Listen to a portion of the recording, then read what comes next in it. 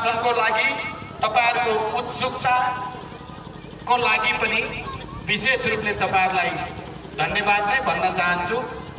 हामी लगातार हिजो बेलुकादेखि 12 जिल्ला अन्तर्गत सिमरामा एउटा जबरजस्त स्वागत कार्यक्रम हुँदै बिहान मर्निङ वाकको क्रममा जनतासँग संवाद गर्दै अनि एउटा नागरिक संवाद कार्यक्रम भनेर त्यहाँ बुद्धिजीवीहरू, किसानहरू, व्यापारी व्यवसायीहरू, शिक्षकहरू सबैसँग एउटा राम्रो अन्तर संवाद कार्यक्रम गर्दै अनि शहीद परिवारहरूसँग भेटघाट संवाद गर्दै विभिन्न ठाउँमा कोण सभा र भेटघाट गर्दै अहिले 5 बज्न लाग्यो या 5 बज्यो।